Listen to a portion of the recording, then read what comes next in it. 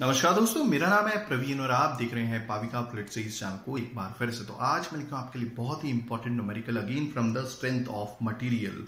तो आज का जो टॉपिक है आप देख रहे हैं फ्रॉम द कैटेगरी टाइप 2। इससे पहले हमने टाइप 1 कवर किए हैं, उसके 4 नंबर ऑफ प्रॉब्लम सॉल्व किए हैं और जो हेडिंग है that is heading is the same axially loaded bars. अभी ये वाला प्रॉब्लम पिछले प्रॉब्लम यानी कि टाइप 1 से थोड़ा सा डिफरेंट है, ठीक है।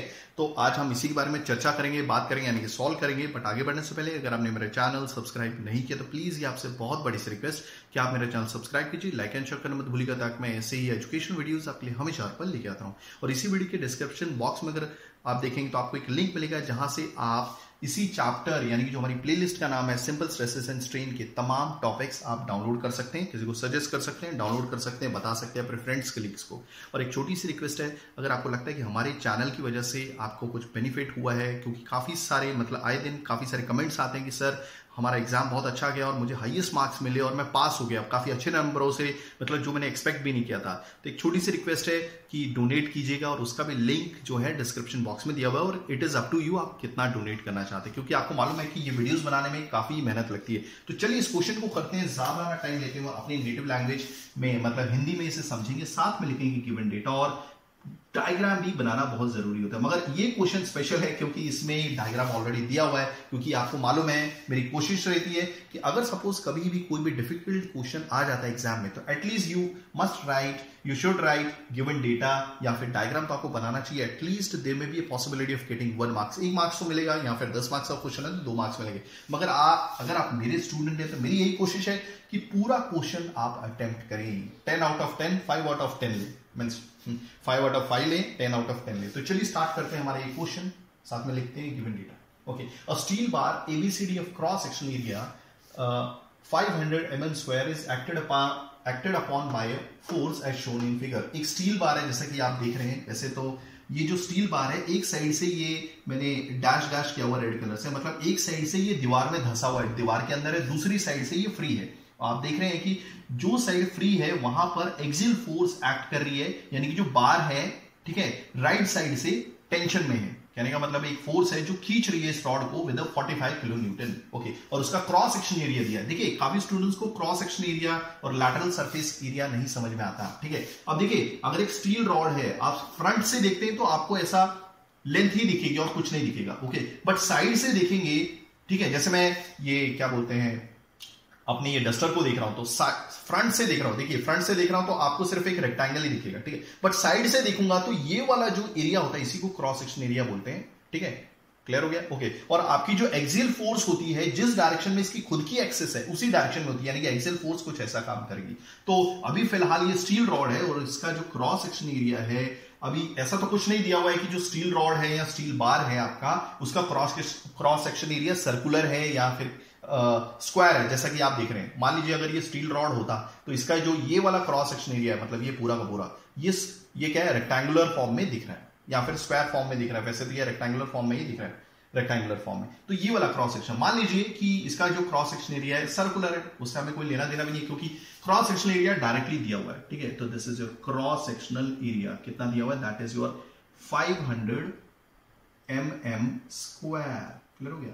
ओके, याद रखिएगा एरिया स्ट्रेंथ ऑफ मटेरियल में mm स्क्वायर में ही रखिए, क्योंकि ज्यादातर जो एरिया दिया जाता है, सपोज ये छोटा सा इक्विपमेंट है या फिर एक मशीन का कंपोनेंट है, वो बेचारा उसकी लेंथ ही बहुत छोटी है, उसका एरिया भी बहुत छोटा होगा, तो हम किस में बात करेंगे, मीटर स्क्वायर में ना बात करते हुए mm स्क्वायर में। जस्ट मैं ये बता रहा था कि स्ट्रेंथ ऑफ मटेरियल में जब भी हम काम करते हैं तो जो भी हम कंपोनेंट, मशीन का कोई भी कंपोनेंट डिजाइन करते हैं तो वो होते बहुत छोटे लेंथ के हैं। तो डेफिनेटली अगर हम एरिया की बात करेंगे तो हम मीटर स्क्वायर में क्यों जाए भाई, mm स्क्वायर में जाते हैं, लेंथ mm में लेंगे। ओके, जैसे शाफ्ट होता है, शाफ्ट का जो क्रॉस सेक्शनल एरिया होता है वो भी mm स्क्वायर में लेते हैं।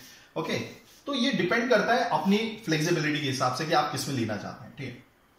तो it is acted upon by force. अब ये फोर्स बता दी गई है यहाँ पे, एक साइड से फिक्स्ड है और दूसरी साइड से 45 किलो न्यूटन है। देखिए इन क्वेश्चंस में करना क्या है, सिंपली अगर आप टाइप 2 को टाइप 1 से कंपेयर करेंगे, ठीक है, तो वहां पर सिंपली अपने को क्या निकालना था, del L, change in length निकालना था या फिर फोर्स निकालनी थी। बट यहां पर क्या करना है, हमें सबसे पहले फ्री बॉडी डायग्राम बनाना है, ठीक है, क्योंकि यहां पर नेट रिजल्टेंट फोर्स दी गई है। ओके, आगे बढ़ते हैं, क्या दिया हुआ है, calculate the elongation of the bar, यानी कि अगर इस क्या बोलते हैं, देखिए यहां पर 3 तरह की फोर्सेस हैं, ठीक है। एक तो 45 किलो न्यूटन जो एंड पे एक्ट कर रही है, ये जो बीच में एक्ट कर रही है सी पॉइंट पे और ये बी पॉइंट पे, एक 10 किलो न्यूटन की और एक 50 किलो न्यूटन की, ये नेट रिजल्टेंट फोर्स होती है, ठीक है। बैलेंस नहीं है ये फोर्स, नेट रिजल्टेंट फोर्स है, ये एक्ट कर रही है अलग अलग डिस्टेंस पे, ठीक है। तो पूछ रहा है कि कितना इलॉन्गेशन होगा, मतलब कितना चेंज इन लेंथ आएगा, तो इस हिसाब से पूछ रहा है डेल एल कितना आया, ओके। और साथ में दिया हुआ है ई क्या है आपका, यंग्स मॉडुलस ऑफ इलास्टिसिटी या मॉडुलस ऑफ इलास्टिसिटी, ये एक प्रॉपर्टी होती है स्टील की, ठीक है, या कोई भी मटेरियल की बोल सकते हैं, ठीक है। तो यहां पे दिया हुआ है दैट ई की जो वैल्यू है they have given 210 GPa, this is giga pascal, okay. चलिए इस क्वेश्चन को मिटा देते हैं, क्वेश्चन तो काफी हद तक क्लियर हो गया है। अब हम बनाएंगे फ्री बॉडी डायग्राम, सारा खेल फ्री बॉडी डायग्राम का है। अगर आपको फ्री बॉडी डायग्राम आ गया दैट मींस ये टाइप 2 आपके हाथ में आ गया, ठीक है। ध्यान से देखिएगा इसको, ठीक है। तो सबसे पहले मैं क्या करूंगा, इसका फ्री बॉडी डायग्राम बनाऊंगा, तो मैं हर एक ये जो पूरे स्टील रॉड को अलग अलग पार्ट में डिवाइड कर दूंगा, ठीक है। तो दिस इज दिस, ओके, ध्यान से देखिएगा, और इसको मैं इन 3 पार्ट में डिवाइड कर देता हूं। ये ए बी है, कोई प्रॉब्लम नहीं है, ओके। अब क्योंकि मैंने ए बी और तो ये हो जाएगा बीसी, याद रखिएगा जब ए बी को बीसी से जोड़ूंगा तो ये बी पार्ट कुछ इस तरह से दिखेगा, नहीं एक हो जाएंगे, ठीक है। ये सी है तो ये दिस इज सी बी। अब एक काम करता हूं, देखिए देखने में कैसा लगेगा, जब ए बी को बीसी से जोड़ूंगा तो ये कुछ इस तरह से दिखेगा, ए बी सी कुछ इस तरह से दिखेगा। मतलब अगर मैं तीनों पार्ट को जोड़ दूंगा, यही चीज है कि वो नीचे वाला दिखेगा, ठीक है, इस तरह से। मतलब ए बी को जब बीसी से जोड़ूंगा, ठीक है, या फिर बीसी को सीडी से जोड़ूंगा, तो ये जो सी पॉइंट है ये आपस में जुड़ जाएंगे और एक लाइन के तहत आराम से जुड़ जाएंगे। क्लियर हो गया, ये तो चीज जस्ट समझाने के लिए। अब देखते हैं कि इस पे फोर्स कैसे एक्ट कर रही है। देखिए अब स्टार्ट कीजिए वो वाले एंड से जो एकदम फ्री है, हवा में है, तो हवा में जो एंड है आपका वो सीडी है, मतलब डी पार्ट है, ओके। तो यहां पर जो भी फोर्स होगी आप वो लगा दीजिए, दिस इज 45 किलो न्यूटन। हो गया clear, okay. Let me check everything is working fine, yes, okay. तो 45 किलो न्यूटन राइट साइड पे जा रही है, तो अगर ये फोर्स पुल कर रही है यानी कि खींच रही है, यानी कि जो बार सीडी है वो टेंशन में आ गया, तो डेफिनेटली ये वाली फोर्स भी 45 किलो न्यूटन बाहर ही जाएगा लेफ्ट साइड पे। अगर ये राइट साइड पे, मतलब राइट साइड पे, तो ये लेफ्ट साइड पे आ जाएगी, यानी अपोजिट की, तो मालूम ही है, क्योंकि अगर 45 किलो न्यूटन पे जो फोर्स राइट हैंड साइड पे, राइट साइड पे पड़ रही है, तो इक्विलिब्रियम में मेंटेन करने के लिए ये force 45 kilo Newton left side पे बनेगी, ओके। अब दूसरी चीज यहां पे बहुत जरूरी है समझना, नेट रिजल्टेंट फोर्स, ओके। अगर बीसी पार्ट को मैं सीडी पार्ट से ज्वाइन कर देता हूं तो कैसा स्ट्रक्चर बनेगा, कुछ इस तरह का स्ट्रक्चर बनेगा, यानी कि जो सी पार्ट है इसका और सी पार्ट आपस में जुड़ जाएंगे और एक लाइन बन जाएगी। बट जुड़ने के बाद जो नेट रिजल्टेंट फोर्स होना चाहिए वो क्या होना चाहिए, 10 किलो न्यूटन का होना चाहिए।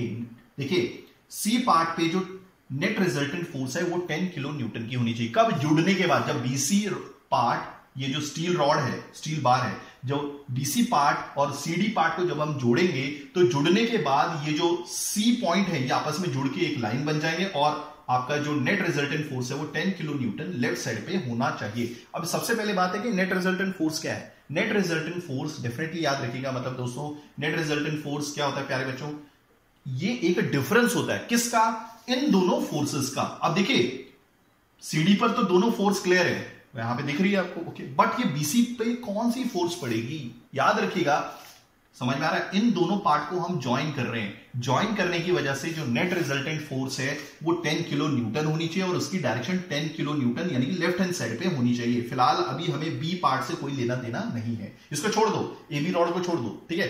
तो मैंने क्या बोला, नेट रिजल्टेंट फोर्स क्या है, ये दो फोर्स का डिफरेंस होता है, दो फोर्स का डिफरेंस, यानी कि कौन सी फोर्स, एक तो ये वाली फोर्स और एक दूसरी वाली फोर्स, कौन सी, देखिए अब मुझे नहीं मालूम कि बीसी रॉड पे फोर्स की डायरेक्शन ऐसी है या फिर उल्टी है, ठीक है। तो सबसे पहले ये देख लेते हैं कि इसका डायरेक्शन हमें कैसे डिफाइन करना है, कैसे बताना है। तो एक काम करूंगा, मैं इसका जो डायरेक्शन है वो इस साइड रख दूंगा, याद रखिएगा। देखिए इसकी डायरेक्शन अगर लेफ्ट साइड है तो इसकी डायरेक्शन राइट साइड कर दीजिए, यानी कि दोनों आपस में अपोजिट होनी चाहिए और इसका नाम दे दो F1।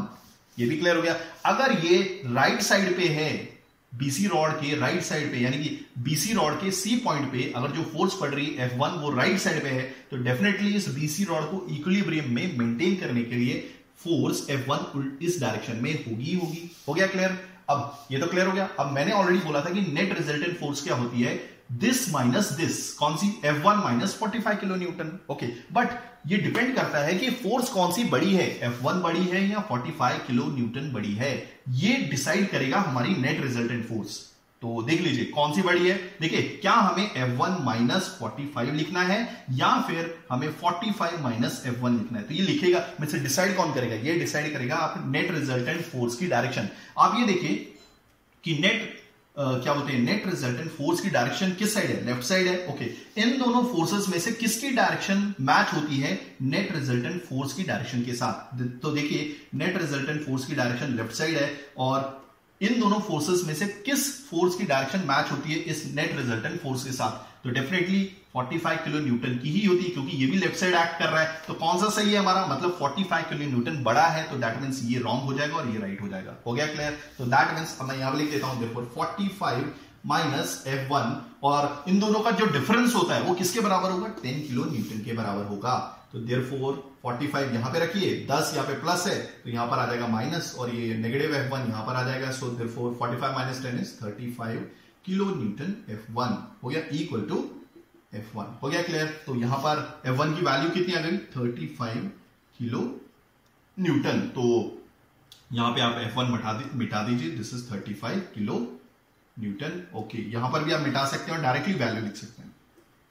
यही डिसाइड करना होता, बाकी कुछ नहीं करना है इसमें। ओके, अब देखिए वापस एक केस आ गया, वापस एक वैसा ही केस आ गया। ठीक है, चलिए अब ध्यान से देखिएगा। अब फिलहाल अब हमें भी यहां पर ए बी रॉड पे पड़ने वाली, देखिए मेन इसमें फ्री बॉडी डायग्राम बना के फोर्सेस की डायरेक्शन बताना होता है। ओके, उसको सेटिस्फाई करना, तो बाकी कुछ नहीं है इसमें, बहुत सिंपल होता है। ठीक है, अब आप देखिए ए बी रॉड पे कोई भी फोर्स एक्ट नहीं कर रही है। तो मैंने आपको क्या बताया था कि इसकी जो डायरेक्शन, देखिए अब जब ए बी रॉड को बीसी रॉड से हम कनेक्ट करेंगे तो कुछ इस तरह से रॉड बन जाएगा आपका। ये वाला क्वेश्चन देख रहे हैं ना, ये वाला, ठीक है, मतलब कुछ इस तरह से। ये हो गया आपका ए, ये हो गया बी, ये हो गया सी। क्लियर हो गया। तो यानी कि ये जो B part A B rod का, बी पार्ट बीसी रॉड का आपस में जुड़ जाएंगे और एक लाइन बन जाएगी। और लाइन बनने के बाद जो नेट रिजल्टेंट फोर्स है वो 15 किलो न्यूटन की होगी, जो राइट साइड पे पड़ेगी, मतलब कुछ ऐसे 15 किलो न्यूटन की।